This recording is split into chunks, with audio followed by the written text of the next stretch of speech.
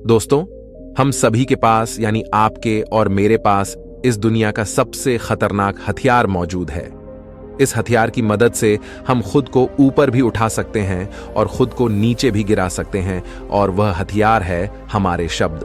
गौतम बुद्ध हमेशा अपने शिष्यों से कहा करते थे कि हमारी जीभ दुनिया की सबसे तेज चाकू है और दुनिया में सबसे खतरनाक हथियार हमारे शब्द है, जो बिना किसी खून खराबे के लोगों को अंदर ही अंदर मार सकते हैं। हमारे शब्द हमारी ताकत है, लेकिन यह कमजोरी भी हो सकती है अगर हमें नहीं पता कि कब, कहां और कितना बोलना है। यदि हम सही समय पर सही इरादे से सही शब्दों का प्रयोग करते हैं तो यह हमें एक सफल व्यक्ति बनाता है, लेकिन अगर हम सही समय पर सही इरादे से सही शब्दों का प्रयोग नहीं करते हैं तो यह हमारे जीवन को नर्क से भी बदतर बना सकता है। दोस्तों, आज की इस कहानी के माध्यम से हम समझेंगे शब्दों की असली ताकत। एक नगर में एक महान बौद्ध भिक्षु रहा करते थे। वह बहुत ज्ञानी थे और बहुत ही शांत स्वभाव के थे, और उनकी यह बात ही उनकी विशेषता भी थी। एक बार की बात है, बौद्ध भिक्षु नगरवासियों को उपदेश दे रहे थे। बौद्ध भिक्षु कह रहे थे कि शब्दों में जीवन बदलने की शक्ति होती है। अपने शब्दों से जीवन बदलो। हम जो भी शब्द अपने लिए या दूसरों के लिए कहते हैं या जो भी बातें करते हैं, उस पर हमें ध्यान देना चाहिए। इतना कहकर बौद्ध भिक्षु ने अपना उपदेश समाप्त किया और वहां से चले गए। एक दिन वह बौद्ध भिक्षु एक मार्ग से होकर गुजर रहे थे। उसी मार्ग से एक युवक होकर गुजर रहा था। उस युवक ने जब उन बौद्ध भिक्षु को देखा तो वह जोर जोर से हंसने लगा और कहने लगा, अरे साधु महाराज, आप तो ढोंगी है। आपके उपदेशों में यह कहने से कि शब्दों में बड़ी ताकत है, आपकी बात सत्य नहीं हो जाएगी। ये सब सिर्फ बातें हैं। भला ऐसे कैसे हो सकता है कि शब्दों से हमारा जीवन बदल सकता है? उस युवक की सारी बातें उन भिक्षुओं ने ध्यानपूर्वक सुनी, और उसके बाद वह मुस्कुराते हुए उस युवक से कहते हैं, बेटा, नाथ से ही तो यह दुनिया प्रकट हुई है, और अच्छे शब्दों के पीछे भी नाथ ही होता है जो पूरा जीवन बदल देता है। वह भिक्षु उस युवक से कहते हैं, देखो, मैं तुम्हें अपने अनुभव से बता रहा हूं, लेकिन फिर भी तुम्हें यकीन ना हो तो तुम इसे खुद आजमा कर देख सकते हो। उन बौद्ध भिक्षु की यह बात सुनकर युवक थोड़ा सा गंभीर हो गया। उसने काफी देर सोच विचार किया और उसके बाद उन बौद्ध भिक्षु से कहता है, हे गुरुवर, अगर ऐसी बात है तो आप मेरे साथ चलिए। मेरा छोटा भाई है जिसकी उम्र करीब 25 वर्ष है और उसे ना जाने क्या हुआ है। वह करीब 3 वर्षों से कुछ भी नहीं करता, बस लेटा रहता है। दिन भर वह कुछ ना कुछ सोचता रहता है। उसकी यह हालत देखकर हम सब बहुत परेशान हैं। माता पिता भी बहुत चिंतित रहते हैं। हम सब ने कई तरीके अपनाए, कई योजनाएं अपनाई, लेकिन कुछ भी काम नहीं आया। हमने कई बार उससे बात करने तक की कोशिश की, लेकिन वह हमसे कुछ भी नहीं कहता। परिवार का हर एक सदस्य पूरी तरह से थक चुका है, हार चुका है। आखिर वह क्या करना चाहता है, किसी को कुछ नहीं पता। तो हमारे शब्दों से उसका जीवन क्यों नहीं बदला? और जैसा कि आप कह रहे हैं कि शब्द सचमुच जीवन बदल सकते हैं, तो क्या आप मेरी मदद करेंगे? इस पर बौद्ध भिक्षु मुस्कुराते हुए उस युवक के साथ चल पड़ते हैं। वह युवक उन बौद्ध भिक्षु को एक खेत में ले जाता है और अपने भाई की तरफ इशारा करके कहता है, हे गुरुवर, यही मेरा भाई है जो पूरे गांव में आलस और मक्कारी के लिए मशहूर है। आप कहते हैं कि शब्दों में वह शक्ति है जो हमारा जीवन बदल सकती है, तो क्या आपके शब्द इसका जीवन बदल सकते हैं? अगर यह सत्य है तो आप इसका जीवन बदल कर दिखाएं। उन बौद्ध भिक्षुओं ने उस युवक के भाई को ध्यानपूर्वक देखा। वह एक पेड़ की छांव में आराम से सो रहा था। जब बौद्ध भिक्षु उस युवक के भाई के पास पहुंचे और आराम से उसके सर पर हाथ फिरा हुए कहते हैं, उठो बेटा, बहुत देर हो चुकी है। ये सोने का समय नहीं, ये तो जागने का समय है। उन बौद्ध भिक्षुओं की आवाज सुनकर वह लड़का थोड़ा सा अचरज में पड़ गया। आखिर कौन है जो मुझे इतने प्यार से जगा रहा है, वरना सभी गांव वाले तो मुझे आलसी और मक्कार ही कहते हैं। आखिर कौन है जो मुझे इतना अपनापन दिखा रहा है? उसने आंखें खोली और आंखें मलते हुए उसने पूछा, हे गुरुवर, आप कौन हैं और यहां क्यों आए हैं? इस पर बौद्ध भिक्षु उस युवक से कहते हैं, बेटा, यह प्रश्न तो मैं तुमसे करना चाहता हूं। तुम कौन हो, यही तो तुम्हें जानने की आवश्यकता है। उन बौद्ध भिक्षुओं की बात सुनकर वह लड़का जोर से हंस पड़ता है और कहता है, हे गुरुवर, यदि आपको मेरे बारे में जानना है तो जाइए और गांव के किसी भी सदस्य से पूछ लीजिए। आपको पता चल जाएगा कि मैं कौन हूं आपसे। हर कोई यही कहेगा कि वह तो आलसी है, मक्कार है, तरह तरह के ताने सुनाएंगे, तरह तरह की बातें कहेंगे। इससे आपको यह जरूर यकीन हो जाएगा और आपको यह पता भी चल जाएगा कि मैं कौन हूं। तभी बौद्ध भिक्षु मुस्कुराते हुए उस लड़के से कहते हैं, सबसे पहले मेरी यह बात सुन लो। मेहनती इंसान के खुद के शब्द उसे अंदर तक चोट पहुंचाते हैं, इसलिए कभी भी अपने आप को कोसो मत, अपने शब्दों को सुधारो। और मेरी ये दूसरी बात भी सुन लो। मैंने उन गांव वालों से नहीं पूछा कि तुम कौन हो, मैं तुमसे पूछ रहा हूं कि तुम कौन हो। लेकिन तुमने तो अपनी आदतें मुझे बताई आलस। तुम्हारी पहचान नहीं, तुम्हारी आदत हो सकती है, और इंसान नहीं, उनकी आदतें खराब होती हैं। इसलिए बेटा, तुम आलसी और मक्कार नहीं हो, यह तो तुम्हारी आदत है। बस इतनी सी बात है जो गांव वाले नहीं समझ सकते। ये सारी बातें सुनकर वह लड़का थोड़ा सा आश्चर्यचकित रह गया, क्योंकि गांव वाले हमेशा उसे मक्कार, आलसी और तरह तरह के ताने ही सुनाया करते थे। उन बौद्ध भिक्षुओं की यह बात सुनकर उस लड़के की आंखों में आंसू आ गए। वह तुरंत ही दोनों हाथ जोड़कर उन बौद्ध भिक्षु के चरणों में गिर पड़ा और उनसे कहने लगा, आप सत्य कहते हैं, यह मेरी आदत ही है और मैं इस आदत से बहुत परेशान हूं। मैंने बहुत कोशिशें भी की, लाख उपाय किए, लेकिन मैं अपनी इस आदत से छुटकारा ना पा सका। इन आदतों से बाहर आना बहुत कठिन है। मैंने कई बार आलस छोड़ने का प्रयास तक किया, पूरी कोशिश भी की, लेकिन कोई लाभ नहीं हुआ। मैं जब भी कोई कार्य करने की कोशिश करता हूं तो पता नहीं क्यों मेरा मन कहीं और भागने लगता है। मेरा दिमाग किसी और दिशा में काम करने लगता है और मैं उस काम पर ध्यान ही नहीं दे पाता। मैं क्या करूं, कैसे करूं, मुझे कुछ भी समझ नहीं आता। जब भी मैं किताबें पढ़ने की कोशिश करता हूं तो मुझे नींद आने लगती है। मन में एक अजीब सा दर्द महसूस होता।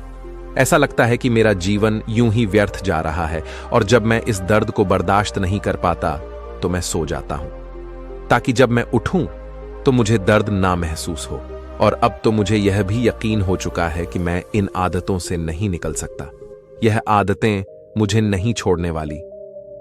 इस पर बौद्ध भिक्षु उस लड़के से कहते हैं, बेटा, यदि तुम इस आलस की आदत को छोड़ना चाहते हो तो मैं तुम्हें एक सही उपाय बता सकता हूं, लेकिन उसके लिए तुम्हें कल सुबह मुझे मिलना होगा, तभी वह तरीका मैं तुम्हें बताऊंगा।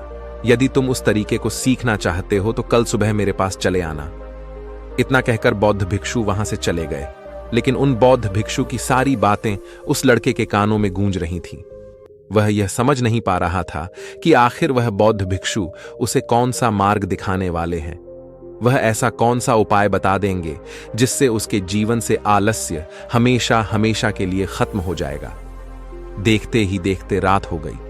रात भर वह अपने बिस्तर पर करवट लेता रहा और उन बौद्ध भिक्षु की बातों के बारे में सोचता रहा। इसी प्रकार देखते ही देखते सुबह हो गई और वह लड़का उन बौद्ध भिक्षुओं के पास जा पहुंचा। वह लड़का उन बौद्ध भिक्षु को प्रणाम करता है और कहता है, गुरुवर, जैसा कि आपने कहा था, लीजिए, मैं आ गया। अब मुझे वह मार्ग बता दीजिए जिसे मैं अपने जीवन से इस आलस्य को निकाल सकता हूं। तभी बौद्ध भिक्षु उस लड़के से कहते हैं, बेटा, जब भी तुम्हारा मन दुविधा में हो, तुम निर्णय ना ले पा रहे हो और तुम्हारे मन में तरह तरह के प्रश्न उठ रहे हो कि मैं क्या करूं, कैसे करूं, इस कार्य को पूर्ण कैसे करूं, यह सब कैसे होगा, तब तुम वास्तविकता में अपने अतीत से सोच रहे हो कि पिछली बार तुम्हारे ऐसा करने पर क्या हुआ, या अतीत में तुमसे लोगों ने क्या कहा था। तो आज से कभी भी अपने अतीत से नहीं बल्कि भविष्य से सोचो। इस पर लड़का कहता है, भविष्य से, वह भला कैसे? तभी बौद्ध भिक्षु उस लड़के से कहते हैं, मान लो कि तुम्हें आज किसी भी चीज की कमी नहीं है, तुम्हारे पास वो हर चीज है जो तुम चाहते हो, वह सारी सुख सुविधाएं हैं। तो अब बताओ, तुम अपना जीवन कैसे व्यतीत करना चाहोगी? उन बौद्ध भिक्षु की यह बात सुनकर वह लड़का कुछ देर के लिए सोच में पड़ गया, क्योंकि आज तक उसने सभी गांव वालों के केवल ताने ही सुने थे। किसी ने भी आज तक उसके जीवन के बारे में उससे ऐसी बात नहीं की थी, और वह गुरुवर उसे आने वाले भविष्य के बारे में उससे बातें कर रहे थे। उन बौद्ध भिक्षु की यह बात सुनकर वह लड़का खुद से प्रश्न करने लग गया कि अगर मेरे पास सब कुछ होगा, धन की कोई कमी नहीं होगी और सारी सुख सुविधाएं होंगी, तो मैं अपना जीवन कैसे व्यतीत करूंगा? कुछ देर सोच विचार करने के बाद वह उन बौद्ध भिक्षु से कहता है, गुरुवर, मैं यह दुनिया घूमना चाहूंगा, पहाड़ों पर चढ़ना चाहूंगा, समुद्र की रेत पर चलना चाहूंगा और मैं एक बहुत बड़ा व्यापारी बनना चाहूंगा। तभी अचानक उस लड़के का ध्यान टूट गया और वह उन बौद्ध भिक्षु से कहता है, परंतु हे गुरुवर, यह सब कैसे संभव होगा? केवल मेरी मात्र सोच लेने से तो यह सब पूरा नहीं होने वाला।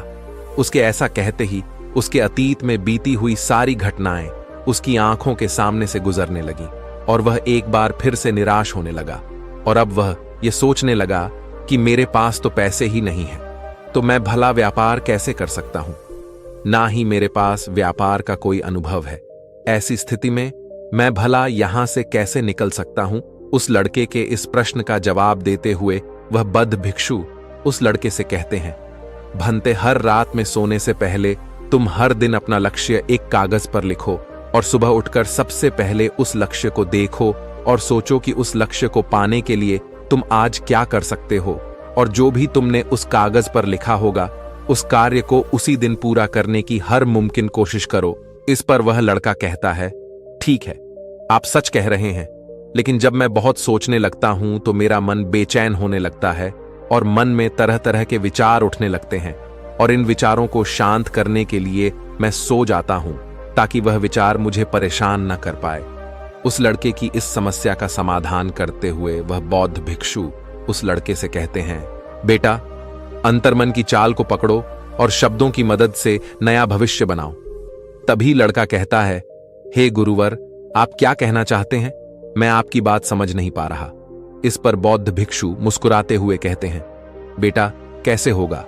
यह जो सवाल है यह सवाल नहीं बल्कि एक डर है जो तुम्हारे अंतमन में बैठा हुआ है, जो तुम्हें अगला कदम लेने से रोक रहा है, तुम्हें कदम आगे बढ़ाने से रोक रहा है। यदि तुम वास्तविकता देखो तो किसी को भी नहीं पता होता कि वह कार्य कैसे होगा, लेकिन एक इंसान जब दृढ़ निश्चय कर लेता है तो वह अपने उद्देश्य को सामने रखकर लगातार प्रयास करता रहता है और वह अपनी सफलता प्राप्त कर ही लेता है। तभी वह लड़का उन बौद्ध भिक्षु से कहता है कि हे गुरुवर, अगर ऐसी बात है तो मन में बार बार चिंता क्यों होती है? मन बार बार बेचैन क्यों हो उठता है? इस पर बौद्ध भिक्षु कहते हैं, बेटा, क्योंकि तुम्हें डर है कि तुम कमजोर हो, तुम्हारे अंतर्मन में बैठा है कि तुम में कुछ कमी है, तुम किसी काम के नहीं हो, और यही कारण है कि तुम कोशिश करने से डरते हो, क्योंकि तुम्हारा अंतमन हमेशा तुम्हें रोकता रहता है। जब भी तो कोई कार्य शुरू करना चाहते हो, तुम्हारा मन तुमसे पहले कह देता है, इससे आगे मत बढ़ना, अन्यथा तुम हार जाओगे, और इसी का कारण तुम्हें चिंता होने लगती है, तुम्हारा मन बेचैन होने लगता है। तभी वह लड़का कहता है, गुरुदेव, आपने जो कुछ भी कहा वह बिल्कुल सत्य है, लेकिन अब आप ही मुझे बताइए कि मैं इस परेशानी से बाहर कैसे निकलूं। इसका जवाब देते हुए वह बौद्ध भिक्षु उस लड़के से कहते हैं, बेटा, इस समस्या का समाधान बहुत ही आसान और सरल है। तुमने देखा होगा कि अक्सर ही हम अपने आप को दोष देते रहते हैं, अपने आप को तरह तरह के अपशब्द कहते रहते हैं जो हमारे अंतर्मन में जाकर बैठ जाते हैं और वही हमें आगे बढ़ने से रोकते हैं। और इन शब्दों का हम पर बहुत गहरा प्रभाव भी पड़ता है, क्योंकि जैसा हम खुद से कहते हैं, जैसा हम पूरी भावनाओं के साथ सोचते हैं, हम वैसा ही बनते चले जाते हैं। इसलिए यदि तुम खुद को बदलना चाहते हो तो कि तुम भी काबिल बन सको, तो तुम्हें अपने अंतर्मन को नए संदेश देने की जरूरत है। जैसे कि मेरे शरीर का हर कण, हर हिस्सा और हर विचार शांति और ऊर्जा से भरा हुआ है। मैं दृढ़ संकल्प और आत्मविश्वास से हर दिन के लक्ष्यों को पूरा करता हूं। मैं अपनी कमजोरी को अभ्यास में बदलता हूं, चिंता को ध्यान में बदलता हूं। मैं ऊर्जा से भरा हुआ हूं, लगातार अपने लक्ष्यों पर काम करता हूं। जब मैं इन शब्दों को अपने आत्मसम्मान से कहता हूं तो मैं शक्तिशाली महसूस करता हूं और मेरी सारी चिंताएं कम होने लगती हैं। यही शब्दों की ताकत है, वे मुझे वही बना देंगे जो मैं खुद से कहूंगा। जो भावनाओं के साथ मैं यह वाक्य बोलता हूं वही भावनाएं मुझ पर असर करेंगी। यह शब्द मेरे मन और व्यक्तित्व की सोच का हिस्सा बन जाएंगे। लेकिन मेरी एक बात याद रखना कि तुम्हारा अंतमन इतनी आसानी से हार नहीं मानने वाला। जब तुम आगे बढ़ोगे तो मौका मिलते ही वह तुम्हें पीछे खींचेगा। तुम्हारे अतीत के बीते हुए सारे कड़वे अनुभव तुम्हें याद दिलाएगा ताकि तुम डर जाओ और एक बार फिर से अपने लक्ष्य का पीछा करना छोड़ दो। लेकिन तुम्हें इसकी चिंता नहीं करनी है। उन सकारात्मक शब्दों के कारण तुम्हारा मन सकारात्मक विचारों को स्वीकार करने लगेगा। आगे वह बौद्ध भिक्षु उस लड़के को चेतावनी देते हुए कहते हैं, मेरी एक बात और याद रखना कि तुम्हारा ध्यान आलस्य पर नहीं होना चाहिए, अर्थात तुम्हें कभी आलस नहीं मिटाना, बल्कि तुम्हें एक नए भविष्य का निर्माण करना है, एक नए व्यक्तित्व का निर्माण करना है। तुम्हारा पूरा ध्यान केवल इस पर ही होना चाहिए। उन बौद्ध भिक्षुओं की बात सुनकर लड़का कहता है, ठीक है गुरुवर, आप जैसा कहते हैं मैं वैसा ही करूंगा। तभी वह बौद्ध भिक्षु उस लड़के से कहते हैं, बेटा अभी तो मैं इस गांव से जा रहा हूं, लेकिन कुछ सालों के बाद मैं वापस आऊंगा। इतना कहकर बौद्ध भिक्षु वहां से चले गए और वह लड़का अपने घर लौट गया। लेकिन अब उस लड़के के मन में तरह तरह के विचार चल रहे थे। वह लड़का यह सोच रहा था कि अगर मैं अपनी मनपसंद जिंदगी जीने लगूंगा, अगर मैं दुनिया घूमने लगा, नए लोगों से मिलने लगा और अपनी पसंद का काम करने लगा, तो मेरी जिंदगी कैसी होगी। उस बात को ध्यान करके उसने एक कागज पर अपना लक्ष्य लिखा और लिखकर सो गया। अगली सुबह जब उसकी आंखें खुली तो उसने उस पेपर पर लिखा हुआ लक्ष्य एक बार दोहराया। उसके बाद वह कुछ देर के लिए शांत हो गया। तभी उसे उन बौद्ध भिक्षु की बात याद आई कि तुम अपने लक्ष्य के लिए आज क्या कर सकते हो। उसने खुद से सवाल किया कि मैं आज अपने इस लक्ष्य को प्राप्त करने के लिए क्या कर सकता हूं। तभी उसे एक बार फिर से उस पेपर की तरफ ध्यान दिया। उस पेपर पर लिखा था कि मैं बाजार जाता हूं और लोग व्यापार करने की कौन सी चीजें, कौन से सामान लेकर आते हैं, मैं उन चीजों को देखता, उन चीजों को पता करता। वह पढ़ने के बाद तुरंत ही बाजार चला गया। वह अलग अलग दुकानों पर बैठा, उन्हें देखा, लेकिन उसे कुछ समझ नहीं आ रहा था, क्योंकि लोग अलग अलग व्यापार कर रहे थे, अलग अलग तरह की चीजें और सामान ले रहे थे और किसी ने उसकी कोई मदद नहीं की। वह बहुत उदास हो गया और निराश होकर वापस घर लौट आया। तभी उस लड़के को उन बौद्ध भिक्षु की एक और बात याद आई। शब्दों में बहुत ताकत है और शब्द हमारा जीवन बदल सकते हैं। उसे वह सकारात्मक विचार याद आए। वह उन्हें सुबह शाम दोहराने लगा और अब से वह हर दिन ऐसा ही करता। देखते ही देखते 1 महीना बीत चुका था, लेकिन अब तक उसके जीवन में कोई बदलाव नहीं आया था। अब वह लड़का यह सोचकर निराश होने लगा था कि उसके जीवन में तो कुछ भी परिवर्तन नहीं हो, लेकिन 1 महीने के बाद उसे महसूस हो रहा था कि वह पहले से अच्छा महसूस कर रहा है। उसका दिमाग अब अच्छी तरह से सोच पा रहा है। वह पहले से ज्यादा चलने फिरने लगा है। धीरे धीरे उसे समझ में आने लगा कि जो लोग आगे बढ़ते हैं, महान काम करते हैं, उनकी सोच में कितना अंतर होता है। वे लोग हमेशा शक्तिशाली विचार सोचते हैं। दूसरों की छोटी सोच और डर से वह कभी प्रभावित नहीं होते। जब भी उनके सामने कोई मुश्किल आन पड़ती है तो वह घबराते नहीं, बल्कि उस समस्या का समाधान निकालते हैं। इस समस्या के समाधान पर ध्यान केंद्रित करते हैं और ना ही वह कभी किसी का इंतजार करते हैं। वह केवल खुद पर विश्वास करते हैं और तुरंत ही कदम आगे बढ़ाते। जब उस लड़के को यह सारी बातें समझ में आने लगी तो उसने भी धीरे धीरे अपने कदम आगे बढ़ाने शुरू किए।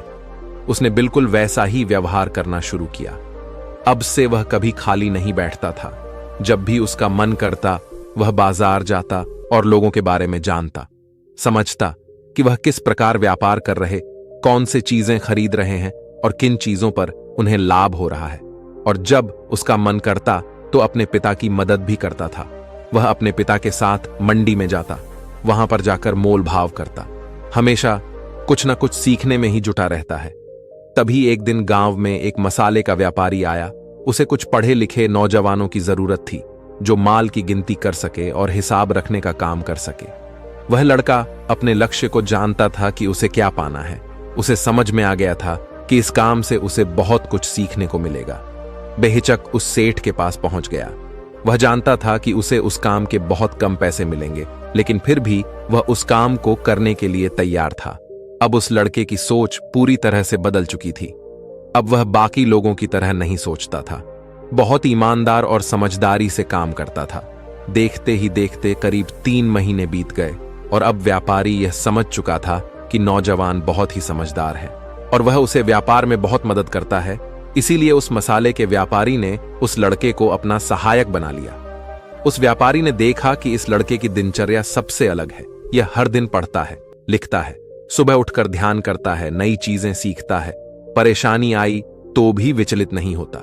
ये सबसे सम्मान से बात करता है, सबका आदर करता है। देखते ही देखते 1 साल बीत चुके थे और अब तो व्यापारी उस नौजवान से बहुत खुश था। उसने धीरे धीरे उस नौजवान को व्यापार के सारे गुण सिखा दिए और देखते ही देखते वह लड़का अब एक छोटा सा व्यापारी बन चुका था। और जब उस लड़के के अंदर व्यापार की समझ आ गई तो उसने जड़ी बूटियों का व्यापार शुरू कर दिया और देखते ही देखते केवल कुछ ही वर्षों में उस नगर का सबसे बड़ा व्यापारी बन गया। लोग उसे सबसे बड़े व्यापारी के नाम से जानने लगे। उसकी नाम दूर दूर तक फैलने लगा। करीब 5 वर्षों बाद जब वह वापस अपने घर लौटा तो लोग बहुत हैरान थे।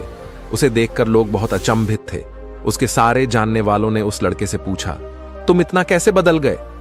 तब उसने कहा, उन गुरु ने सच ही कहा था, शब्दों से हम जीवन बदल सकते हैं। वैसे आपने आज के इस वीडियो से क्या सीखा हो, मुझे आप कमेंट में जरूर बताइएगा। इसी के साथ में उम्मीद है कि आपको आज की यह वीडियो जरूर पसंद आई होगी, तो इस वीडियो को लाइक और अपने दोस्तों के साथ शेयर भी जरूर कीजिएगा और हमें ऐसे ही सपोर्ट करने के लिए चैनल को सब्सक्राइब जरूर दबा दीजिएगा। तो चलिए फिर मिलते हैं अगली वीडियो में। तब तक के लिए अपना ख्याल रखें।